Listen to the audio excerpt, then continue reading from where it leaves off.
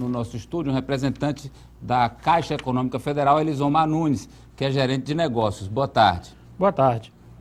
Obrigado pela presença. Nós vimos aí exemplos de uma casa em que houve a ação da Caixa e a outra onde o morador reclama a ação que não houve. Qual é a diferença?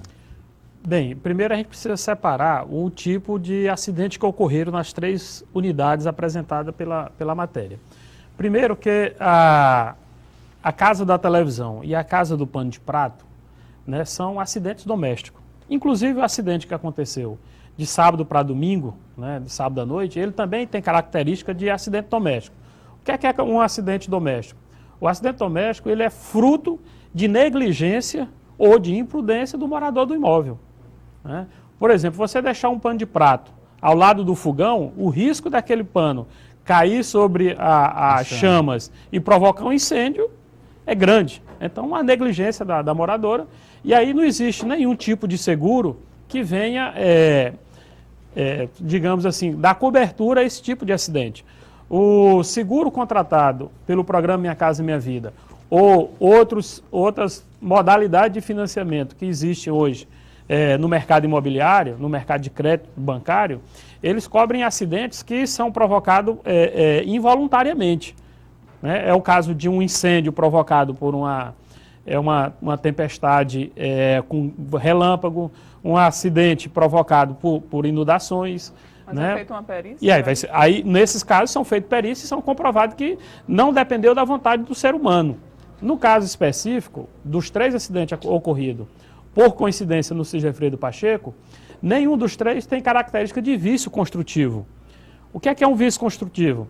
É onde ou o material aplicado é de péssima qualidade, ou o modo que foi aplicado não atendeu às especificações técnicas. Então, nos 3 módulos, nas 3 ocorrências, nenhum ficou caracterizado. No caso da televisão, a senhora deixou uma televisão que era, digamos assim, com um certo tempo de idade. Né? Nós estamos tratando no Sigefredo Pacheco o empreendimento do Minha Casa Minha Vida, com público que tem uma renda máxima até R$ 1.600.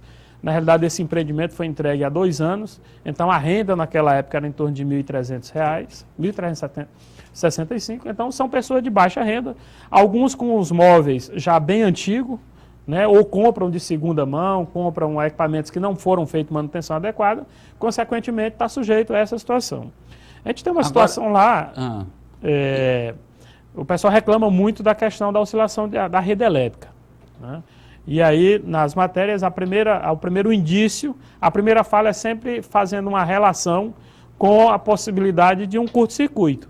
O que é que a gente está fazendo? Juntamente com a equipe técnica de engenheiro da Caixa, nós visitamos o imóvel, tivemos desde ontem presente, nesse caso do imóvel da dona Francisca, conhecido como Chaguinha, né? E aí contamos com a boa vontade da construtora, que aí não existe nenhum laudo que comprove que foi, ainda não tem laudo, que prove que foi um curto-circuito, consequentemente teria que ser acionada a seguradora, e o tempo de resposta disso, todo mundo sabe que quando você vai atrás de um seguro, demora, tem uma perícia. E aí foi imediato, devia ser sempre assim. Mas aí agora... é porque houve um entendimento da própria construtora, de forma bastante solidária, por se tratar de uma pessoa de idade. A dona Chaguinha, ela deve ter mais de 70 anos. Né? Uma situação do imóvel ficou sem ela não ter para onde ir, porque ela não tem família. Né? Nós conversamos com o dono da construtora, os sócios José Luiz Forte, doutor Fernando Forte e o doutor Norberto, e pedimos a colaboração no sentido assim, vamos dar uma solução de imediato, depois a gente vamos verificar internamente, com a seguradora, com outros parceiros, a possibilidade de recuperar imediatamente, porque ela não tem para onde ir. E então, aí foi feito lá, tem a imagem aí do trabalho que foi feito lá. Agora, a minha pergunta é... questão solidária mesmo. Que depois vai ver se... Isso, aí os outros encaminhamentos, juntamente com o laudo do Corpo de Bombeiro, com a perícia da própria construtora e perito da Caixa, vai ser encaminhado os trâmites normais. Agora, esse trâmite normal aí, quando alguém se julga que é o material que não está bom, que foi um problema na estrutura, no jeito de fazer a casa, qual é o procedimento? Ela tem que se dirigir a quem? Morador? Isso, ela se dirige a uma agência da Caixa Econômica, né, a qual o contrato está vinculado, e lá é solicitado uma ordem de serviço para um o corpo técnico da Caixa fazer uma perícia no imóvel e é chamado, dependendo do posicionamento do parecer, é encaminhado para a seguradora para que ela faça também o encaminhamento de um outro técnico, de um segundo técnico, para confirmar ou não o laudo fornecido pela Caixa.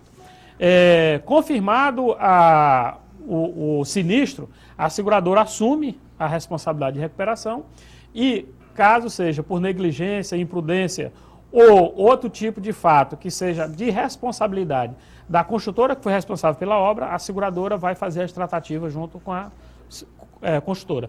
Nesse caso, a responsabilidade passa a ser da seguradora. Vamos atender os telespectadores. Sou moradora do condomínio Brasília 2 e nós aprovamos voltar a funcionar a cerca elétrica, mas nunca colocaram. Por quê?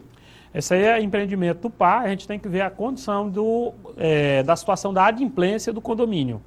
Né? A gente tem um índice significativo de inadimplência na questão dos repasses do condomínio dos empreendimentos do PAR. Então, eu não sei especificamente qual é a situação financeira do próprio condomínio em relação a essas novas, digamos assim, novos serviços que estão sendo delegados para que seja custeado pelo condomínio.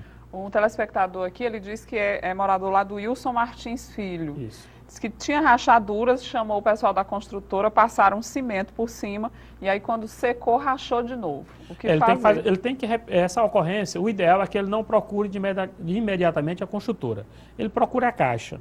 Porque aí é o seguinte, ele procurou a construtora, provavelmente não foi o técnico qualificado para fazer a identificação do problema. Então, ele encaminhando essa demanda para a Caixa, né, tem o 0800 de olho na qualidade no programa Minha Casa Minha Vida, que está disponível no site da Caixa, ou ele pode mandar um e-mail. E aí é o seguinte, a Caixa vai enviar um técnico imediatamente para fazer a vistoria do imóvel.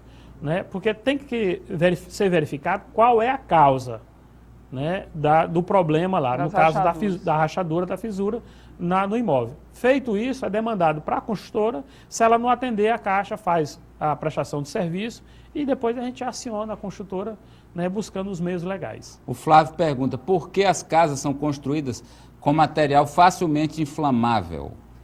Essa informação não confere. Por exemplo, o material de PVC que é utilizado no forro são um material homologado pelo Inmetro e eles são anti-chamas. Tanto é que no caso das imagens que foram mostradas na matéria, você vê o material mole, derretido, mas não com característica de que foi elevado ao nível de chamas. Então é um material homologado pelo Inmetro, tem toda uma certificação e tem uma preocupação com a Caixa em relação a isso. Elisomar, tem uma pergunta aqui do José Antônio, ele é vigilante, eu não sei se você consegue responder. Ele disse que é de Campo Maior, mas mora no Promorá, e a irmã dele ganhou uma casa, do Minha Casa Minha Vida. Só que o esposo dela faleceu, vítima de câncer, e ele quer saber como é que fica a questão do pagamento das prestações da casa. Olha, aí primeiro a gente tem que verificar se foi casa do programa Minha Casa Minha Vida, faixa 1. Né? Se o contrato tiver, aí a gente tem que verificar. O ideal é que ele procure uma agência da Caixa, oriente a viúva a procurar a Caixa, porque se foi via financiamento, o seguro vai cobrir a parte da renda que era comprometida do cidadão que faleceu. Se era utilizada a renda só dele como forma de garantir o pagamento, então a seguradora vai cobrir a quitação 100% do imóvel. Eu quero agradecê-lo pela presença aqui com a gente hoje, pelas informações. Nós que agradecemos a oportunidade, é uma oportunidade também para esclarecer toda a população, principalmente as famílias que hoje residem os empreendimentos Minha Casa Minha Vida.